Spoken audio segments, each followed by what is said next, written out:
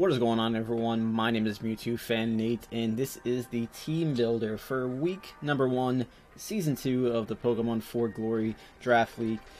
And I'm your coach of the New York Noibats. We are going up against Kelly, aka Under the Radar, and the Maryland Torterrapins.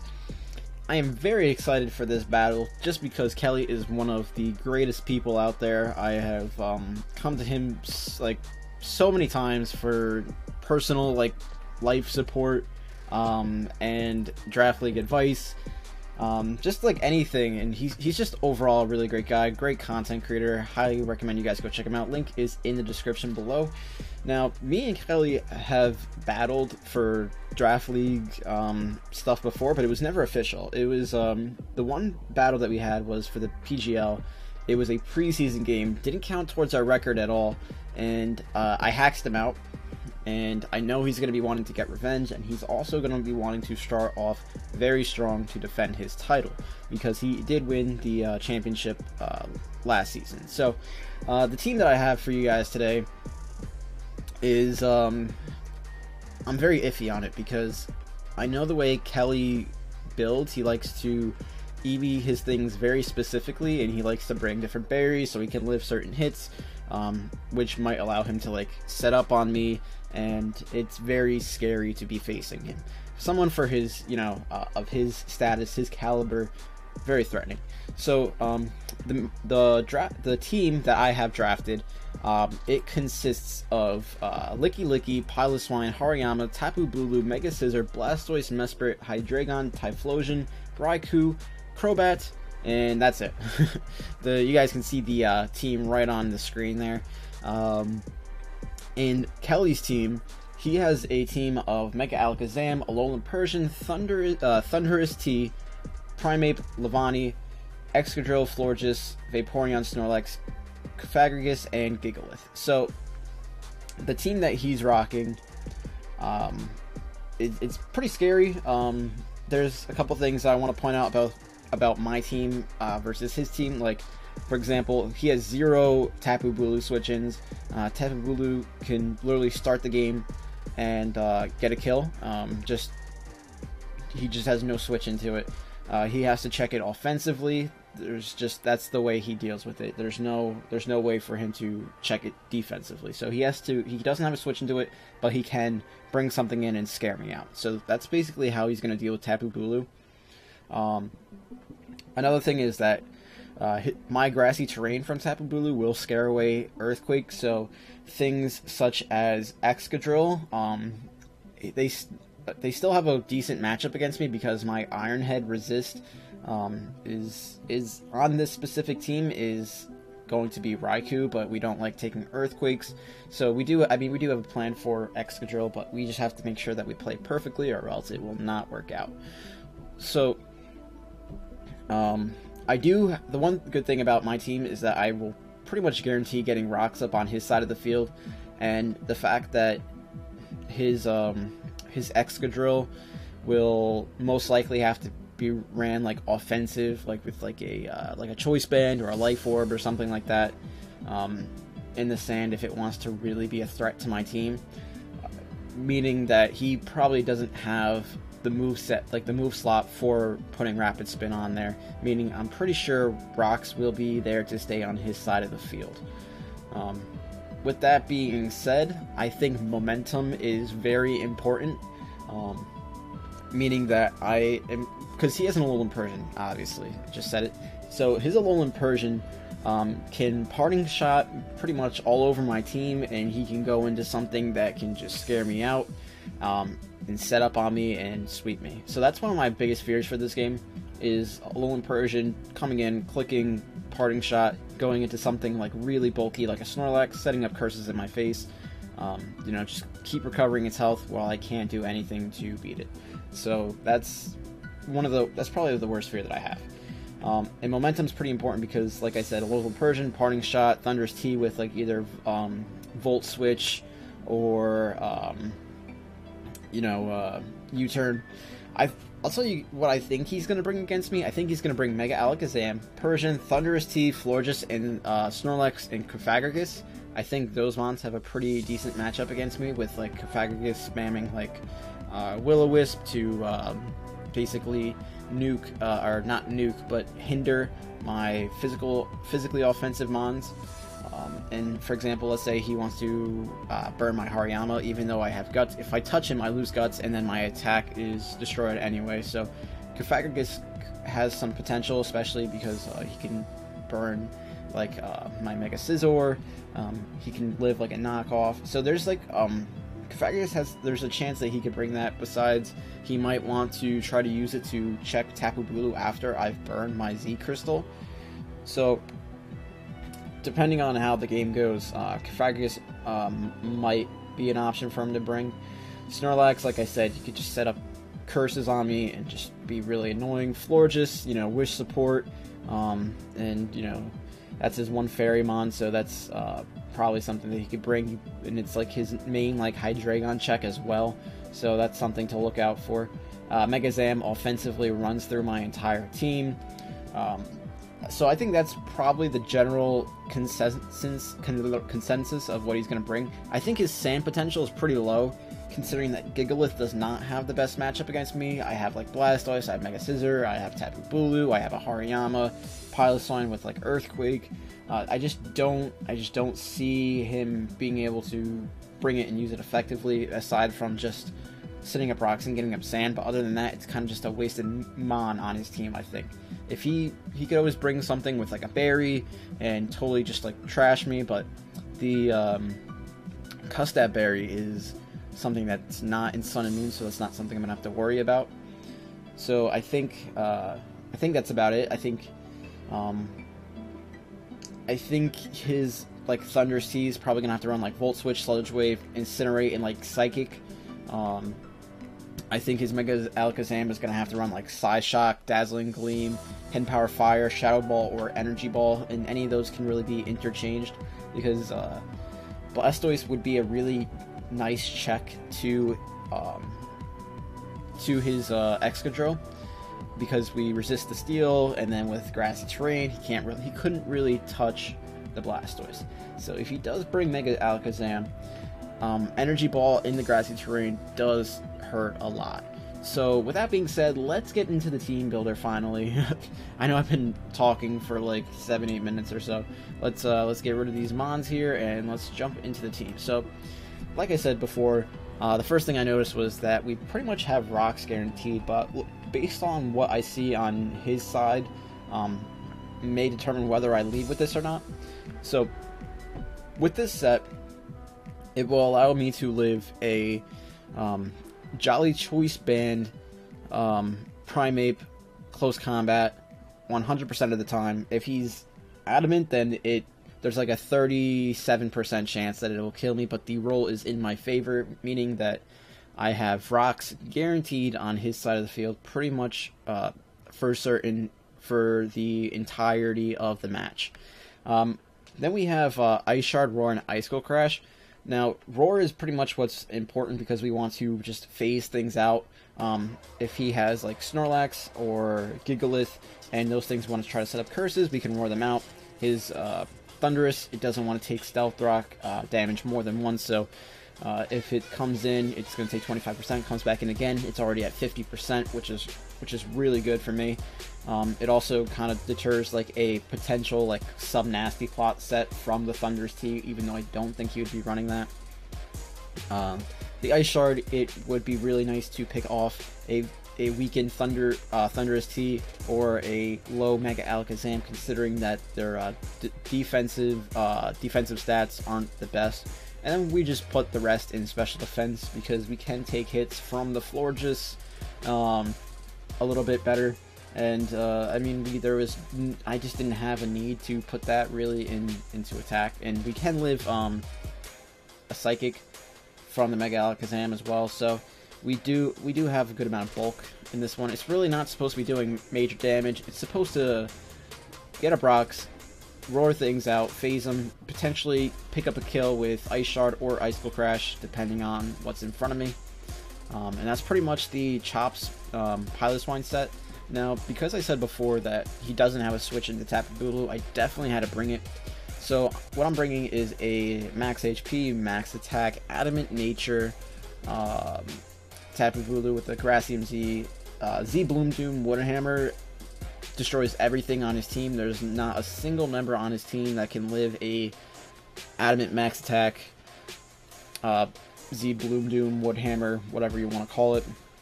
It literally gets a kill on everything.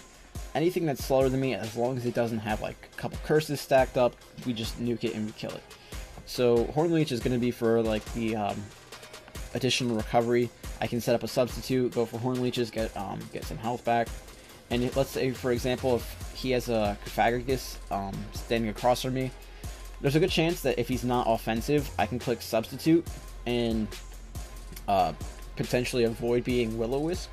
And it'll take it takes a lot of investment for him to break my sub with like a Shadow Ball or something like that. So if he's like defensive, like almost like fully physically defensive without any like especially offensive stats, or if he's just running like something like knockoff, then he won't be able to break a sub, and I can just basically just click Horn Leech, get all my health back, or just go for Wood Hammer and knock him out.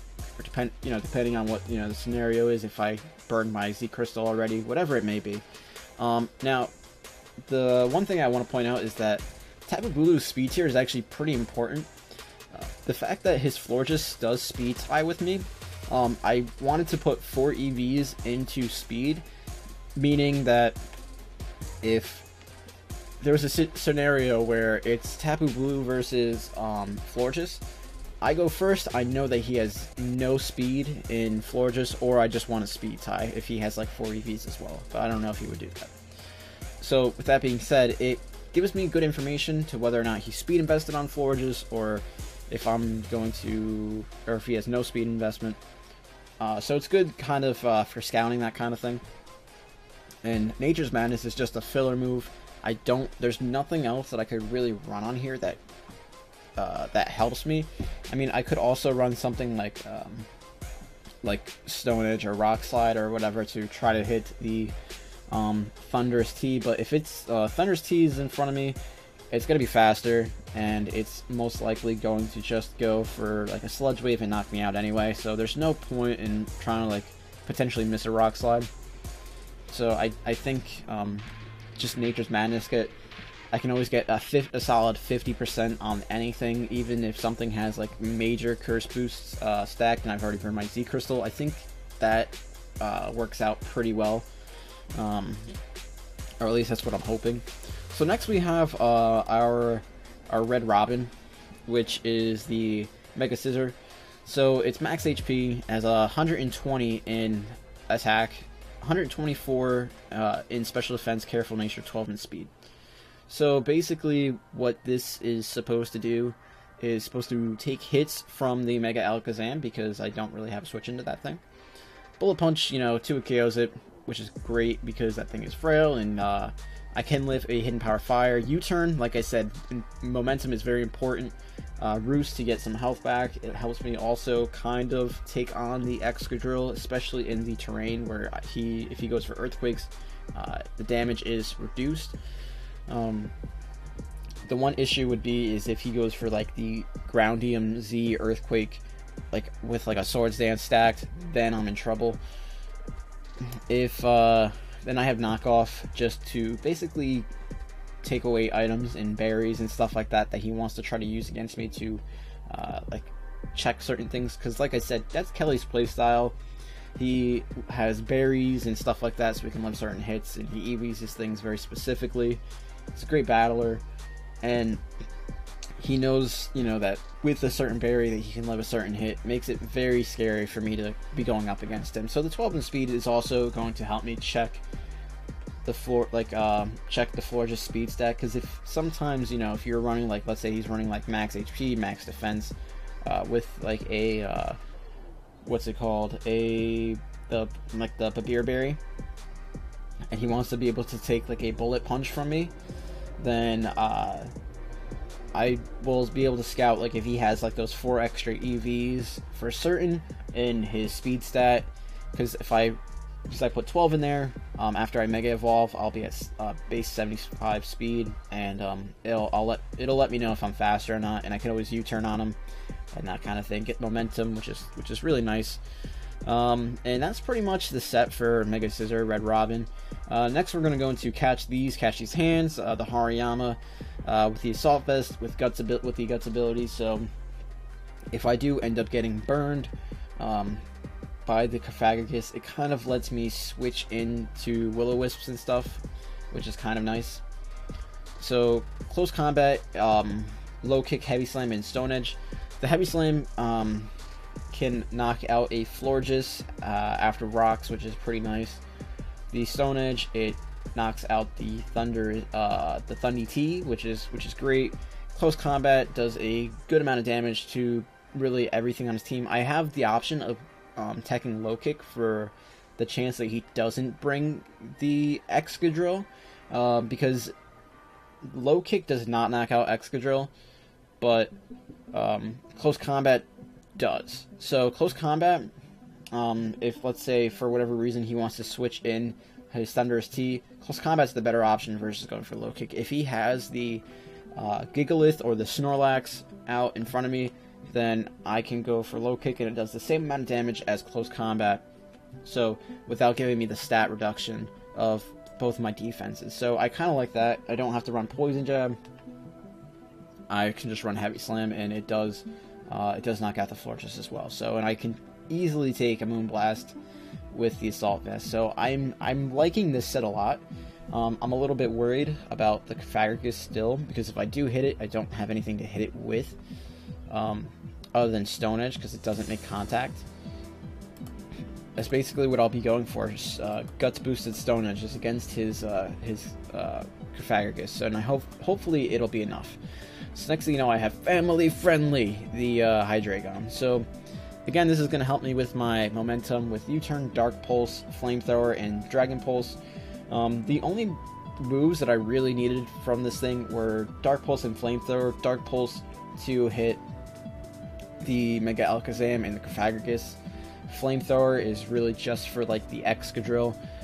Dragon Pulse does just neutral damage on literally everything except for like the Florges and the Excadrill. So I could run Flash Cannon, and I almost ran like the the Steelium Z, like Iron Tail, but it's still like, I know Kelly, he's probably gonna run like the Beer Berry anyway, so he can live that hit, and I just didn't think it was worth it to put on Flash Cannon or Iron Tail with the Z Crystal, because it doesn't help me at all.